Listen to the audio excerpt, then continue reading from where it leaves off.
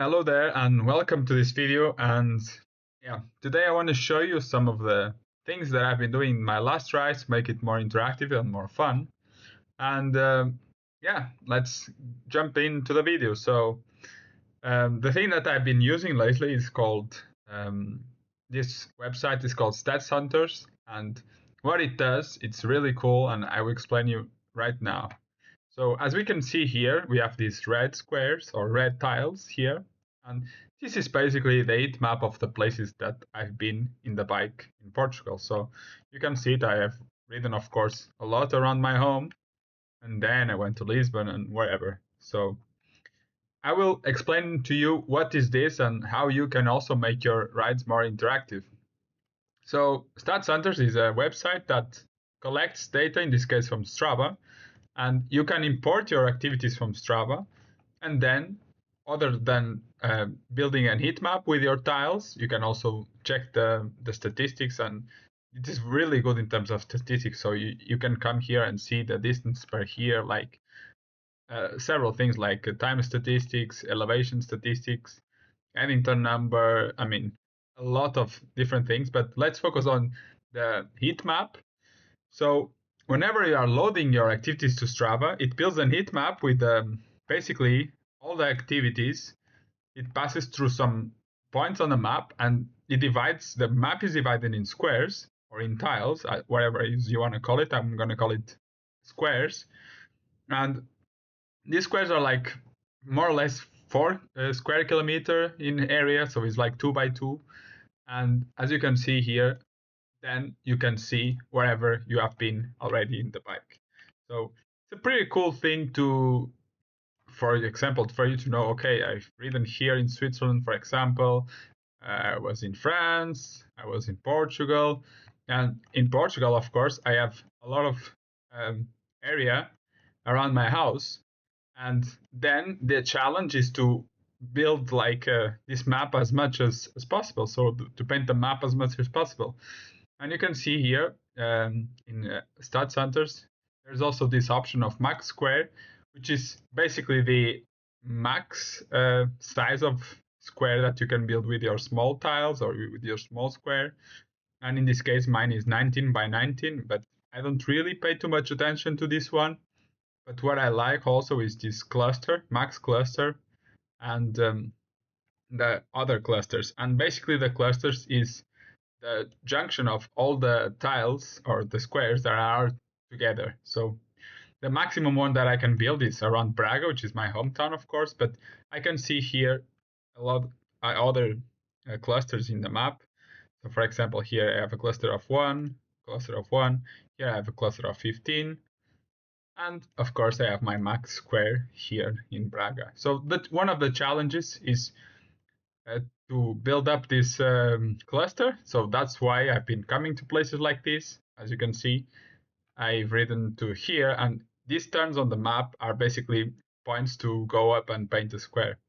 So yeah, this is really cool and makes the rides fun because first of all, I've never been in these places, and yeah, for sure it makes it a bit different. So you're not always riding on the same roads. So that's one of the things that I want to show you. And you can see here, for example, in the north of Portugal, one of the challenges for me is going to be to paint all of this region, which is our province here in the north. I mean, with a couple of rides and also with the help of the car, because I take the car in some cases to the beginning in some parts, I can just paint a big portion of this map. But yeah, then you get something that looks good like this, you know. And of course, I want to also come to the south of Portugal and do a little bit of work here, which is good. But yeah, let's see how you can use this thing with Strava or other app that can build routes. So for example, if you go to the route builder in Strava, my subscription just run out, but you can see I'm going to open a route. And with this extension that you can download from Google Chrome, it's called StatsHunters extension, and you come here and you install it. You then can basically just open, when you open Strava, you can see the squares on the routes. But I'm going to do this on Komoot, which is basically another app that you can build routes. And for example, imagine I'm in Braga and okay, I want to plan a route in a area that I've never been, for example. And I can go to my house, which is more or less here. Or let me, I was building a route in another place. Wait. Yeah, I was building a route in Switzerland, so that's why. So let's start in my hometown or my village. And okay, I want to come here. So I select this point, final destination, and I want to paint all of these squares. And then I draw a route that passes in all of these squares. And imagine I want to come also to these ones. I mean, there you have the idea. Like you can come and just imagine I want to come also here. And then I want to come back home. So as you can see, 77 kilometers, 2000 meters of elevation gain. Imagine I want to come also to this square. I just can adjust like this really quick. And then what happened there? Well, somehow this got out of place, but yeah. That's why these things on the map look like this. So, and then you save your route, you import your Garmin, and you can ride wherever and however you want.